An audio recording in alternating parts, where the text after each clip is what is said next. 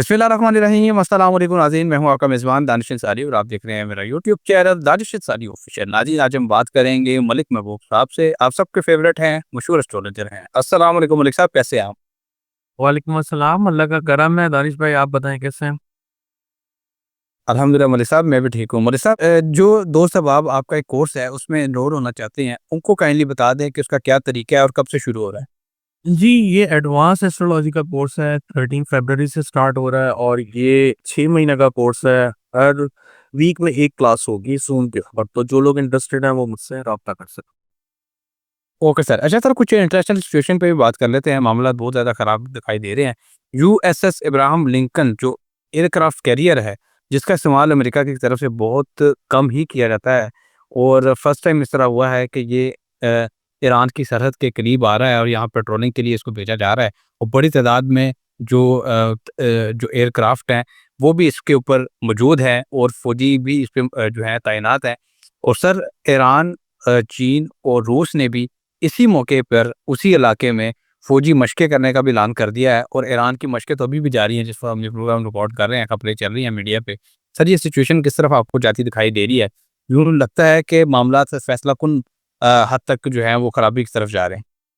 जी, बिल्कुल, मैंने आपको पहले भी बताया कि फ़रवरी ऑनवर्ड चीज़ें जो हैं ख़राब होंगी। ईरान को लेके डेफ़िनेटली मुझे वॉर नज़र आती है, अल्लाह करे ये टल जाए। फ़रवरी ही बहुत ज़्यादा इम्पोर्टेंट महीना है। फ़रवरी के बाद चीज़ें नॉर्मल सिचुएशन की तरफ जाएँगी, लेकिन फ़रवरी इन चीज़ों को ट्रिगर करेगा। तो ये बात आप याद रखिएगा, ये चीज़ें आपके सामने आने वाली हैं। और जैसे मैंने आपको बताया था, फाइनेंशियल मार्केट में बहुत ध्यान से इन्वेस्ट करें। आप देख सकते हैं सोना-चांदी एकदम से नीचे आए हैं। इनमें भी अभी करेक्शन बाकी है। बहुत ध्यान से, बहुत सोच समझ के इन्वेस्ट करें, लेकिन अगर करना है, अच्छे पॉइंट्स हैं। लॉन्ग टर्म इन्वेस्टमेंट का सोच के करें, सिल्वर में, गोल्ड में, ऑयल में, कॉपर में, ये बहुत अच्छे इंस्ट्रूमेंट नज़र आते हैं लॉन्ग टर्म के हिसाब से। शॉर्ट टर्म ट्रेडिंग में बिल्कुल भी नहीं सजेस्ट कर रहा है। Okay sir. अच्छा सर, फाइनेंशियल मार्केट के बारे से भी एक क्वेश्चन करूँगा लास्ट में, एक लेकिन एक और इम्पोर्टेंट क्वेश्चन है। ईरानी वज़ीर ख़ारिजा ने अनएक्सपेक्टेडली एक ऐसा बयान दे दिया है, जो हम कह सकते हैं ट्रम्प कार्ड है ईरान की तरफ से और ऐसी अजीब उन्होंने चाल चल दी है कि पूरी दुनिया को एक मैसेज दिया है कि भई हम तो अमन चाहते हैं। डोनाल्ड ट्रम्प जो है वो अमन नहीं चाहते। उन्होंने कहा है कि पुरुम्मीद हूँ कि अमेरिका से जोहरी मुआहदा मुमकिन है। तो सर, उन्होंने तो दरवाज़ा खोल दिया है एटॉमिक ट्रीटी का, जोहरी मुआहदे का। क्या डोनाल्ड ट्रम्प की तरफ से इस मौके का फ़ायदा उठाया जाएगा? क्या दुनिया इसको एज़ अ पीस जेस्चर जो है वो कबूल करेगी इस चीज़ को?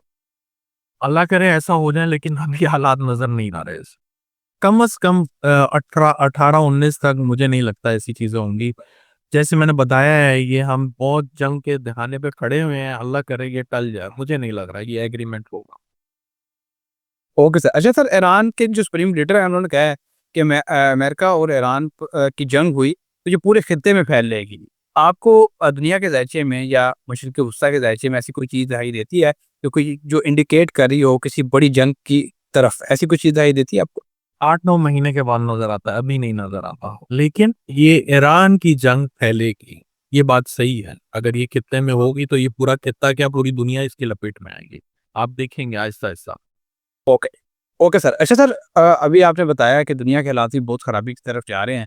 सर, पाकिस्तान की तारीख़ का बहुत बड़ा जो है दहशतगर्दी का हमला हुआ और आज की सबसे बड़ी और सबसे अहम खबरों में से एक खबर ये भी है कि 180 दहशतगर्द जो हैं बलूचिस्तान में वो मारे गए हैं। 17 सिक्योरिटी एहलकार जो हैं वो शहीद हो चुके हैं। सर, इतना बड़ा दहशतगर्दी का वाक़या पेश आ गया अचानक बलूचिस्तान में। ये मामलात आपको किस तरफ जाते दिखाई दे रहे हैं? क्या पाकिस्तान दहशतगर्दी के खिलाफ किसी नई जंग की तरफ आपको जाता दिखाई दे रहा है? और ज़ायचे में ऐसे क्या मामलात बने हैं कि दोबारा से ये मामला शुरू हो गया?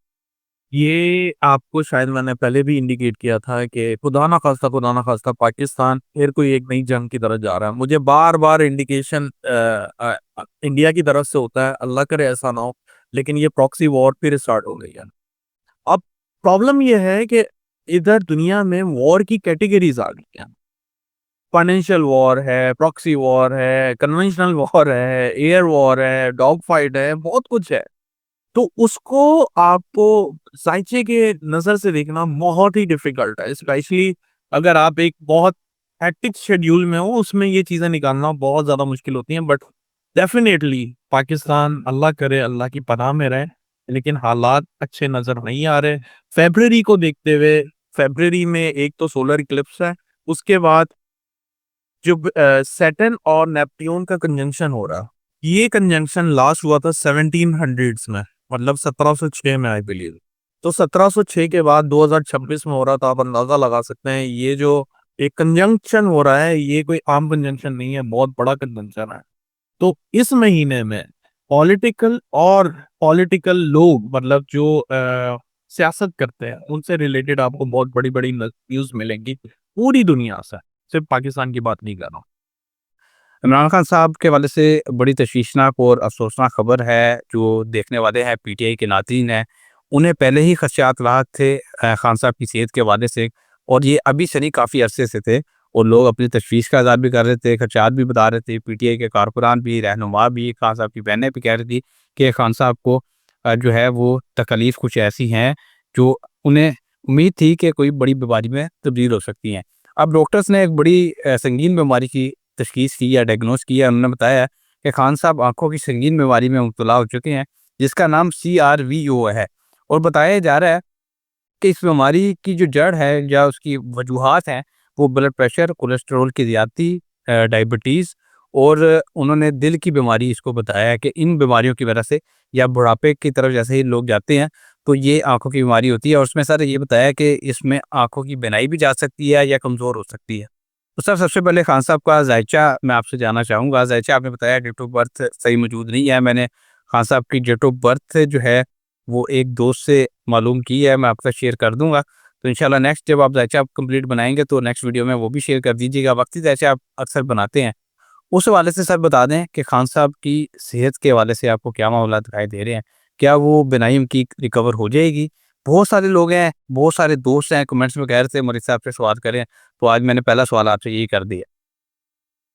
देखिए, जो वक्ती ज़ायचा है उसमें मुझे इन्फेक्शन नज़र आता था, और शायद मैंने आपके वीलॉग में या दूसरे वीलॉग में ज़रूर कहा था कि उनको जो है आँखों का मसला होगा। बात ये है कि जुपिटर जब भी राहु के ट्राइन में आता है, दुनिया में भी और इंसानों में भी बीमारियों के बहुत ज़्यादा इज़ाफ़ा देखने को मिला है, और बीमारियों में भी इन्फेक्शन सबसे ज़्यादा होता है।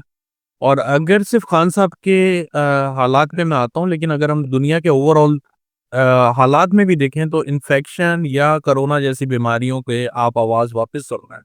और ये जब होता है, जब भी राहु जुपिटर के ट्राइन में आता है, तो ये मसले मसाइल का जो हल है, ये आपको मई के बाद नज़र आएगा। खान साहब के ऊपर आते हैं। खान साहब के लिए फ़रवरी और मार्च हेल्थ के लिहाज से अच्छे नहीं है, लेकिन ओवरऑल लिहाज से मैंने आपको पहले भी कहा था, ये अच्छे साउंड करेंगे। इंशाल्लाह इनके लिए फैसिलिटीज़ आएँगी, मैंने आपको पहले भी कहा है, और ये फैसिलिटीज़ अब आपको देखने को मिलेंगी। Okay sir. अच्छा सर 8 फरवरी बहुत करीब है, और 8 फरवरी को के हवाले से कई प्रोग्राम्स आपके साथ मैं कर चुका हूँ। 8 फरवरी के हवाले से सबसे बड़ी अपडेट ये है कि पूरे लाहौर में जो बेसिकली सियासत का गढ़ समझा जाता है पंजाब की सियासत का, यहाँ पे तैयारी की जा रही है बसंत की। लोग जोक दर जोक और बड़ी तादाद में जो है जो गुड्डियाँ हैं और पतंगे हैं वो उनकी खरीदारी कर रहे हैं, चरखे खरीद रहे हैं। सर ऐसी सिचुएशन में आपको क्या दिखाई दे रहा है? हुकूमत ने भी मौके पे चौका मारा है, और 8 तारीख को ही सर उन्होंने बसंत रख दी है, 6, 7 और 8 को। तो आप क्या देख रहे हैं? कोई कॉन्फ्लिक्ट की तरफ तो आपने मामलात बताए हैं। क्या खान साहब की जो बीमारी जो डायग्नोज़ हुई है, उसकी वजह से ये पोस्टपोन्ड हो सकता है? ऐसी कोई चीज़ आपको दिखाई देती है? 8 फरवरी देखिए, का अगर तारीख ये तक? पोस्टपोन हो तो बहुत अच्छी बात। मैंने आपको पहले भी बता दिया है, रीज़न मैंने बहुत पहले बताया है। बार-बार उस चीज़ को रिपीट करना अच्छा नहीं है। लेकिन आप पिछले व्लॉग्स में जाएँ, मैंने आपको रेफ़रेंस दिया है कि 8 तारीख की जगह इनको 7 तारीख को ये इवेंट को स्टार्ट कर देना चाहिए। मैं नहीं कहता हूँ पूरी तहरीक चला दें, पहिया जाम कर दें, लेकिन तहरीक का आगाज़ करना है। तो हालात में थोड़ी बेहतरी आएगी। आप ये नहीं समझिएगा कि हालात बिल्कुल बदल जाएँगे और बहुत कुछ अच्छा हो जाएगा, ऐसा कुछ भी नहीं है। हालात की जो एक एक्सट्रीम लेवल है, उससे बेहतर हो जाएँगे, इसके अलावा मुझे कुछ नज़र नहीं आता। हालात मुश्किलात की तरफ ही जा रहे हैं। Okay sir. अच्छा सर लास्ट क्वेश्चन प्रोग्राम को वाइंड अप करते हैं फाइनेंशियल से मार्केट के हवाले से ही अभी आपने काफ़ी अच्छी आपने गाइडलाइन दी और चंद अल्फाज में ही आपने जो समुद्र को पूजे में बंद कर दिया। लेकिन मैं फिर भी एक क्वेश्चन कर लेता हूँ सर, इतना बड़ा लॉस हो गया गोल्ड की मार्केट में $3 ट्रिलियन बताए जा रहे हैं कि अचानक सर ये यूँ महसूस होता है कि इसको जानबूझ के कंट्रोल किया जा रहा है। जानबूझ के इसकी प्राइस को हाई किया गया, अब कम किया गया। अब जो लोग गोल्ड खरीद के बैठ चुके हैं, जो अब डर रहे हैं कि हम क्या करें? अब उन्हें आप क्या मशवरा देंगे? क्या वो उसको थोड़ा लॉन्ग टर्म के लिए रख लें अपने पास या फिर जल्दबाज़ी में बस निकाल दें? क्या नहीं, अभी नहीं निकालें, अभी मेरे ख़्याल से 1-2 दिन और करेक्शन कंटिन्यू रहेगी, लेकिन आने वाले दिनों में गोल्ड वापस अपसाइड नज़र आता है। आप फ़िक्र नहीं करें, इसमें कोई घबराने की बात नहीं है। यही मैं बोल रहा हूँ, शॉर्ट टर्म ट्रेडिंग नहीं करें, डे ट्रेडिंग नहीं करें, इसमें लॉस होगा। आप लॉन्ग टर्म चलें, क्योंकि ये मार्केट बहुत ही सेंसिटिव, फ्रेजाइल हुई हुई है, किसी वक़्त भी कुछ भी हो सकता है। ओके। अच्छा सर, सिल्वर और कॉपर के हवाले से बहुत ज़्यादा लोगों में जो है वो एम्बिशियस हैं लोग कि इसके रेट्स आगे जाके बढ़ जाएँगे, कीमतें बढ़ जाएँगी, तो वो जो तेज़ी से खरीद रहे हैं। तो ये दुरुस्त फैसला है उनका अगर वो लॉन्ग टर्म इन्वेस्टमेंट करना चाह रहे हैं ऐसे पर में कर लॉन्ग टर्म इन्वेस्टमेंट बहुत अच्छी है, शॉर्ट टर्म नहीं है। मैं बार-बार यही बोल रहा हूँ। लॉन्ग टर्म में अभी भी करेक्शन बाकी है। अभी भी बता रहा हूँ मैं, थोड़ा-सा रुक के स्लोली ग्रेजुअली जो अच्छे पॉइंट्स हैं उस पे बाय करें, अच्छा है, लॉन्ग टर्म के लिए बहुत अच्छी है, सिल्वर और कॉपर की मार्केट। ओके, बहुत शुक्रिया सर, आपने अपने कीमती वक़्त में से कुछ वक़्त निकाला और इतना ज़बरदस्त प्रोग्राम, इतना ज़बरदस्त मालूमाती जो प्रोग्राम है हमारे साथ शेयर किया। इंशाअल्लाह नेक्स्ट प्रोग्राम में ऐसे ही दिलचस्प टॉपिक के साथ दोबारा पेश होंगे। अगली वीडियो तक के लिए मुझे और मलिक महबूब साहब को इजाज़त दीजिए। अल्लाह हाफ़िज़।